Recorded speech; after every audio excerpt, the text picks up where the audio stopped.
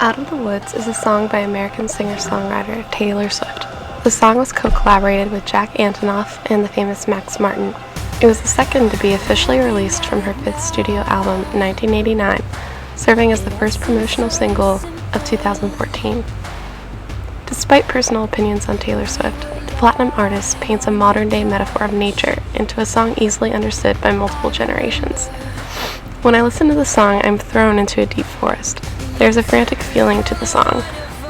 I can feel the anxious urgency pulsating through the background drums.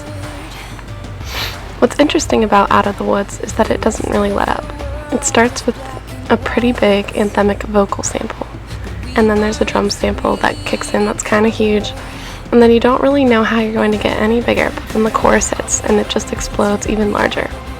Then the bridge hits and it continues to become more tense. The tension keeps building throughout the song.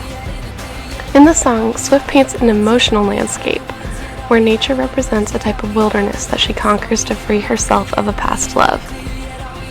This multi-million-dollar music industry represents a centuries-old idea that inherently nature is a human invention and a product of civilization and culture.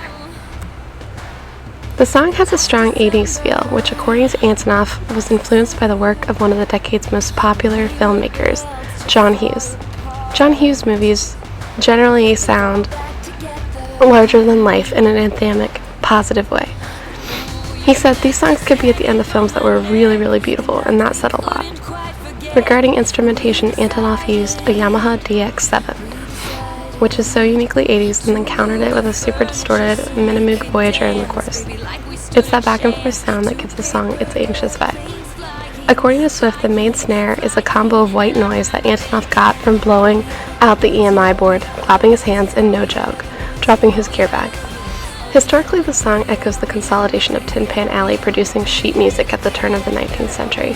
Approximately 90% of the songs put out by Tin Pan Alley failed to find an audience, and only 10% became huge hits. There is a distinct division of labor between composers and lyricists. Out of the Woods defies this and epitomizes the convergence of the artist, producer, and songwriter. Max Martin's songwriting genius is no accident, and his collaboration with Taylor Swift's witty metaphors make for a rather impeccable type of sound. His education through Sweden's public music system, one which he later refers to as melodic math, serves as a big influence on this song. In essence, the song is essentially about the fragility and kind of breakable nature of some relationships. This relationship that Swift sings of was a kind of living day to day, wondering where it was going, if it was going to go anywhere, if it was going to end the next day. It was a relationship where you never felt like you were standing on solid ground. And that kind of feeling brings on excitement, but also extreme anxiety and a kind of frantic feeling of wondering. Endless questions. And this song sounds exactly like that frantic feeling of anxiety and questioning. At the end of the day, though, it doesn't mean that it is not worthwhile, exciting, beautiful, and all of the things that we look for when it comes to love and song.